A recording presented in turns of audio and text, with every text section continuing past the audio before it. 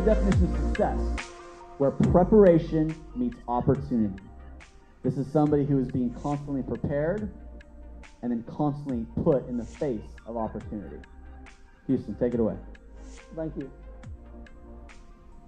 So, a little bit more about me and how I got into writing my book, Schooled for Success, how I plan to graduate from high school millionaire.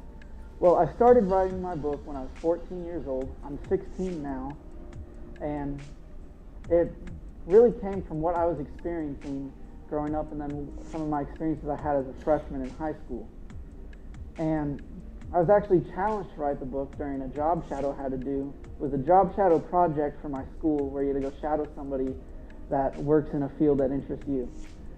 So I decided to job shadow the CEO of Private Money Exchange, which is a private money lending company, and he's been a mentor to me and my family.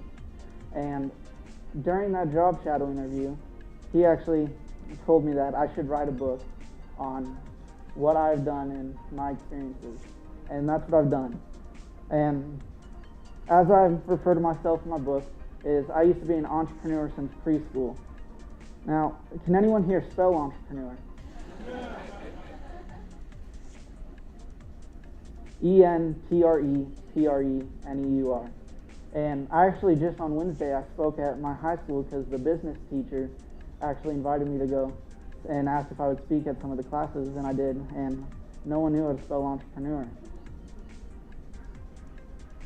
So an entrepreneur is a person who organizes and manages any enterprise, especially a business, usually of considerable initiative and risk. And like David said, I got to do some modeling in TV commercials. And starting in preschool, I did different print ad modeling. And I was in several ads for companies such as Macy's and Nordstrom's. And I got to do some TV commercials. And one of my first TV commercials that I did was I was in elementary school, and I did a public service announcement.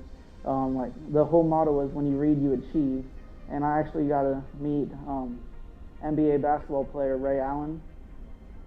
And then when I was in 6th grade, I landed a principal spot in a Chrysler Town & Country worldwide campaign commercial and through the residual income from that, I ended up doing my first real estate deal at age 13.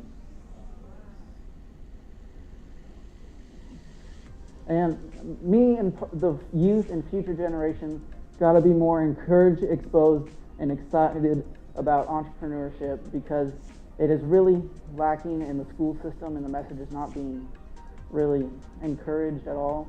And we need to be all worth more than $1 million in our lifetime. And for any of you that are wondering, where do I get this just $1 million, how I plan to graduate from high school millionaire, and how we need to be worth more than $1 million. Actually, for those of you who have my book, it's actually on the back, and I'm going to share this story now. It was during my freshman year in high school. It was the first day, and we had a welcome to high school assembly where all the freshmen were gathered in the bleachers, and the leadership teacher went on to announce, if you get good grades in high school, graduate, and go to college, get a degree, and get a job, on average, you will earn $1 million in your lifetime. And the freshmen were cheering, and the teachers, and I was thinking to myself, are they doing the math? Because if you were to work for 50 years of your life, from age 22 to 72 years old, that's only $20,000 a year, and that's not even including taxes. And they're cheering for that.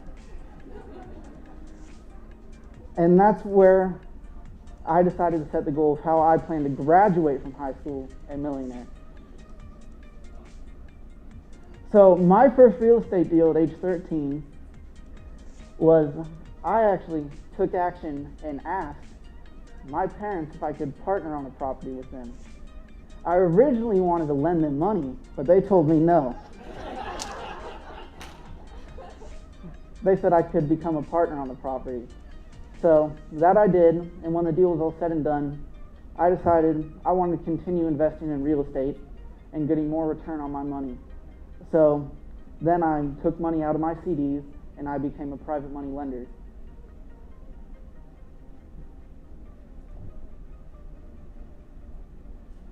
And one of the big questions that was asked earlier, how did I get an endorsement from Donald Trump for my book? And the funny thing is, the first real estate seminar I went to when I was in 7th grade was actually put on by the Trump organization. It was their Trump University. And what probably got me able to get the interview came first, and then when the book was complete, I got the endorsement. And the thing that helped me get it is I've taken what I've learned and I've taken action with it, and I've done what I've been taught, and I always ask. And actually in the Zero to Hero, that the second edition that I have a chapter, and that's my chapter, is always ask for what you want. Because if a no is better than not knowing at all, and if you get told no, if I would have been told no by Donald Trump, I wouldn't have been any further back than I was. But since I asked and I was able to get it, it was able to change my life.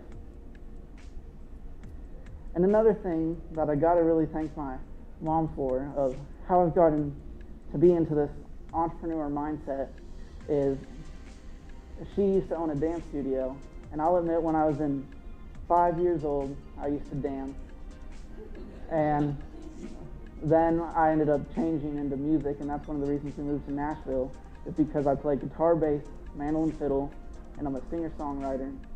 And when I got older, when I was about 7, 8, 9, 10,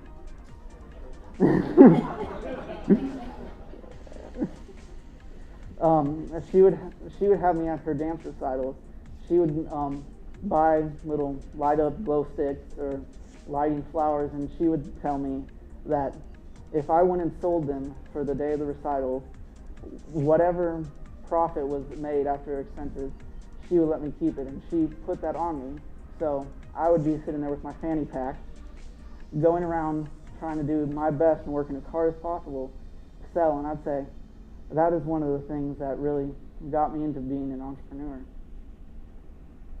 And for all of who hasn't got my book yet, I was giving them away for free. You can go over to my table and get my book, and I encourage everyone to follow my journey on Facebook and Twitter. Thank you.